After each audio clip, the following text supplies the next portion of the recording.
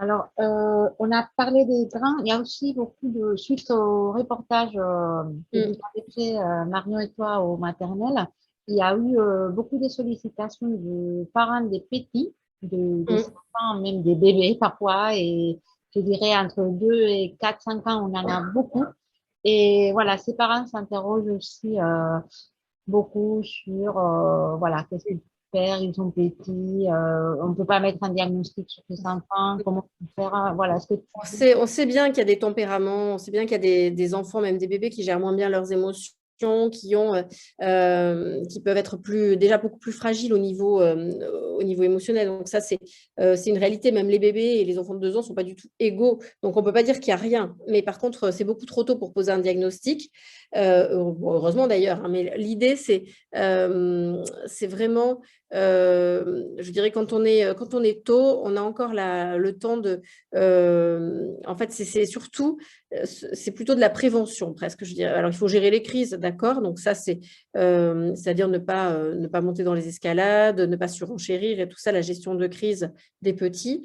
Moi, la prévention, je la vois à un autre niveau. C'est une prévention plus dans les stratégies qu'on va avoir de façon générale. Il faudra réfléchir. Je pense que quand on est des parents de petits, c'est plus facile que de défaire, que de refaire le chemin à l'envers, quoi. Mais de se dire avec ses enfants, euh, même si on doit gérer les crises et la violence, de ne pas rentrer dans l'hyper-accommodation, en fait. C'est-à-dire d'essayer d'éviter, en tant que parent, de vouloir trop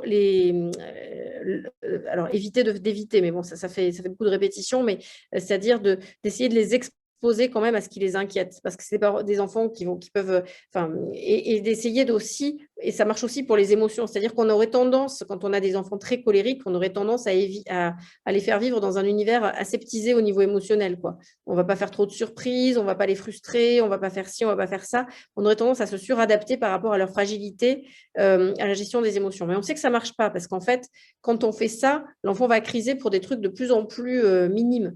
Donc, il faut garder ce cap-là. En fait, il faut essayer de les exposer. Et des fois, il y a des enfants comme ça, dès la maternelle, ils ont des comportements, entre guillemets, tyranniques, dans le sens où ils vont faire des crises pour qu'on vienne les chercher, pour pas manger à la cantine, parce que ça les inquiète, ou des crises pour je ne sais quoi. Enfin, là aussi, de tenir bon et de se dire non, je commence pas maintenant en moyenne section à sacrifier mon boulot pour aller faire l'aller-retour à la cantine parce qu'elle est inquiète. Parce que là, sinon, on met le pied dans l'engrenage et en fait, ou la main. Enfin bref, en fait, on a tous cette tendance naturelle, et je dirais en tant que maman, enfin, on a tous ça, c'est-à-dire qu'on veut, quand on a un enfant qui est en difficulté, on veut l'aider. Ça paraît logique en soi, mais quand ils ont vraiment des troubles, qu'ils ont des difficultés plus que la moyenne, on ne se rend pas compte on se rend pas compte en faisant ça que ça va être contre-productif et que ça va se retourner contre nous. Et ça, c'est un peu le problème aussi des messages portés sur l'éducation trop bienveillante. Soyez à l'écoute des émotions, soyez comme ci, soyez comme ça. Je trouve que les messages, alors ils sont bons pour 90% de la population, sans doute, mais il ne faut pas faire abstraction.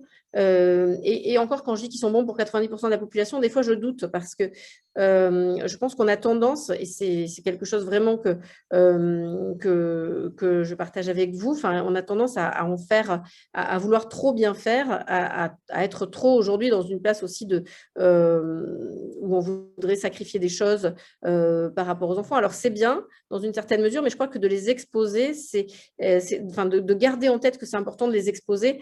Et c'est vrai que moi j'avais entendu cette phrase que je ressors beaucoup dans les groupes, mais je l'avais entendue de quelqu'un d'autre.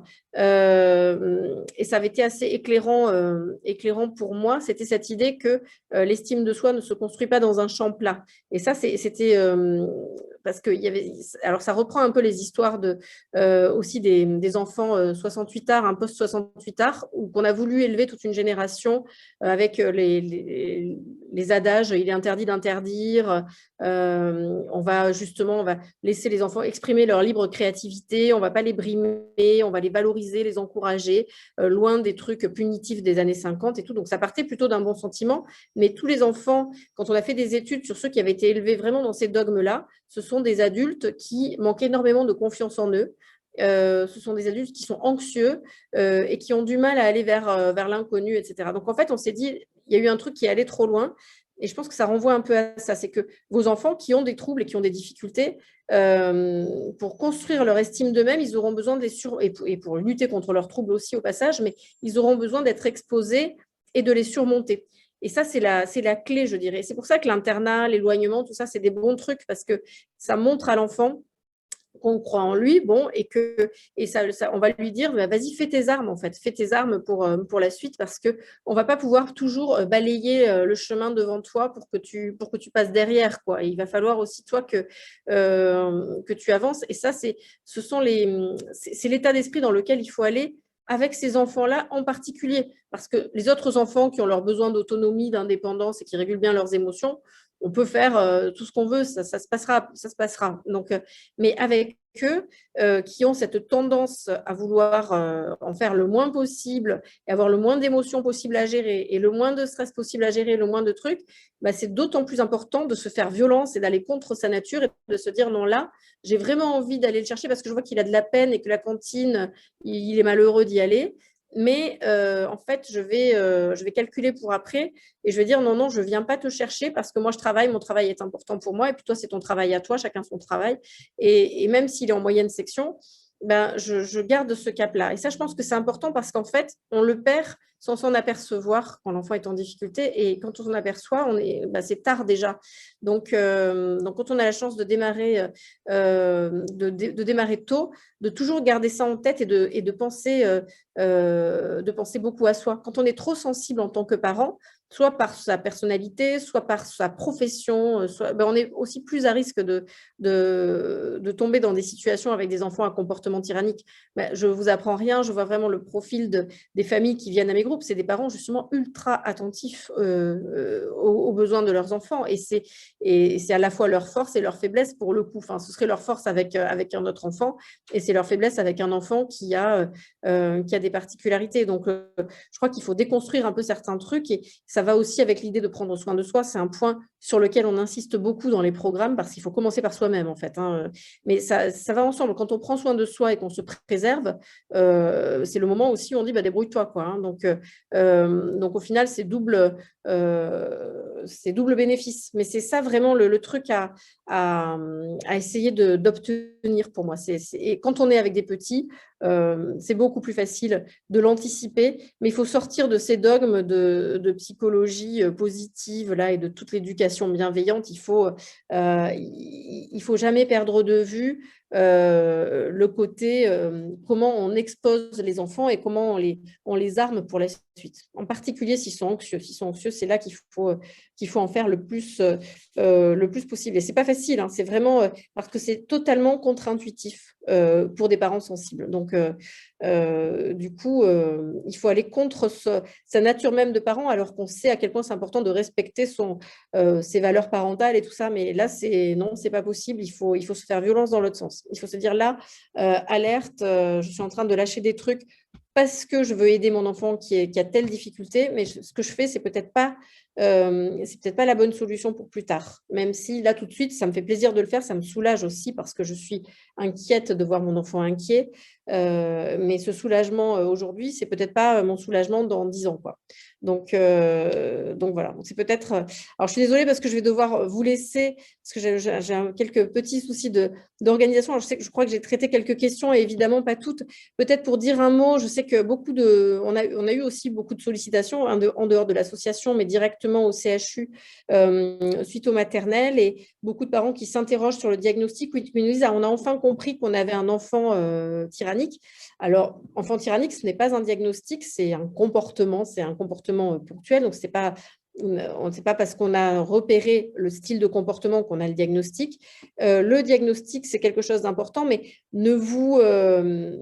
quand bien même on va trouver le diagnostic de votre enfant et la prise en charge, si vous n'avez pas mis des choses en place de votre côté, soit l'éloignement ou vos propres stratégies, ça pourrait retomber à l'eau. Je prends un exemple, même les enfants qu'on prend dans des groupes de gestion de la colère, si les parents ne changent pas leur mode de fonctionnement, on peut leur faire toute la psychothérapie du monde, ça ne changera rien. Ou les gamins qui ont des TOC ou des troubles de l'anxiété de séparation, si on les prend en thérapie, comme on le fait, nous, dans le service, hein. Si on n'a pas bougé derrière la dynamique familiale, ils ne vont pas bouger eux-mêmes. Et même pour les prises de traitement, alors le traitement, c'est utile, mais souvent, c'est un moyen. C'est le moyen de diminuer à un moment donné une forme de gestion des émotions pour que vous, derrière, vous puissiez mettre en place des stratégies avec vos enfants. Mais ce ne sera pas il va prendre de la Ritaline et le problème va être réglé. Non, la Ritaline, ça peut être nécessaire et indispensable, ou les autres traitements aussi, mais je pense à celui-là. Mais ce ne sera pas la fin du truc. Ce n'est pas problème réglé, next. Non, ça va être plus compliqué que ça de revenir sur et de jouer aussi sur la dynamique familiale, quoi. Donc, c'est un point que vous devrez garder en tête, mais je sais qu'on a eu beaucoup d'échanges là-dessus avec Marion, avec l'association en général. Donc, je pense que c'est vraiment des points sur lesquels vous serez bien informés et bien guidés. On est toujours frustré aussi de ne pas trouver le professionnel mais dans un premier temps, si vous changez votre mode de fonctionnement aussi, ce sera plus facile pour le réadressage de votre enfant, parce que si vous voulez juste un professionnel pour votre enfant qui va changer votre enfant, j'allais dire, ou qui va ça n'existe pas. Moi, je suis incapable de faire ça. Je peux voir, et mes collègues à Montpellier, c'est pareil. C'est-à-dire que si on n'a pas changé la dynamique de la famille, on peut voir l'enfant tous les jours à Montpellier, ce sera exactement la même chose. Donc, c'est un des différents points, mais il y en a plusieurs et le programme en fait partie. Donc, vraiment, moi, je vous dis bienvenue si vous voulez venir à notre programme. Pour ceux qui ne l'ont pas fait, j'ai vu qu'il y avait des noms ou des visages que je connaissais déjà de mes groupes et que ça me fait plaisir de retrouver ici, parce que je pense que participer aussi, faire partie de l'association, c'est aussi très complémentaire par rapport à ce qu'on peut nous proposer, qui est un peu théorique, un peu, voilà, là, les échanges et le soutien entre familles, c'est essentiel, je pense, et donc, je suis ravie de voir, de revoir des parents que je connais ici, et puis, voilà, et pour la suite, on vous accueille, voilà, c'est un immense réseau de soutien, exactement.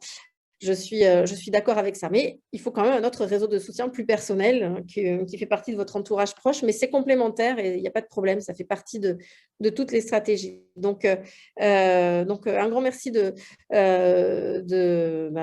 m'avoir invité ce soir. Désolée de partir un peu plus tôt que ce que j'avais espéré, mais voilà, on vous tient au courant. Vous nous contactez je crois que même on a une adresse maintenant, vous pouvez écrire directement sur react@chu- je vous le mets parce que ma collègue Jessica a ouvert une adresse directement pour que ce soit plus simple. Donc, vous pouvez envoyer directement vos coordonnées, et pour la prise en charge, j'allais dire c'est gratuit. C'est facturé en consultation, en téléconsultation par le CHU, donc c'est prise en charge sécurité sociale comme n'importe quel CHU. Du moment où vous avez une mutuelle, vous n'avez pas de reste à charge, et sinon, c'est quand même pas grand-chose, a priori. Voilà, donc non, si vous n'avez pas eu de réponse, ce n'est pas normal, il faut nous relancer, mais je pense que c'est parce que si vous avez écrit pile après les maternelles, il y a eu la boîte mail a dû exploser, mais là, ça va mieux, donc vous pouvez y aller. Voilà, écoutez, à bientôt pour ceux qui nous rejoindront ou pour une autre réunion React.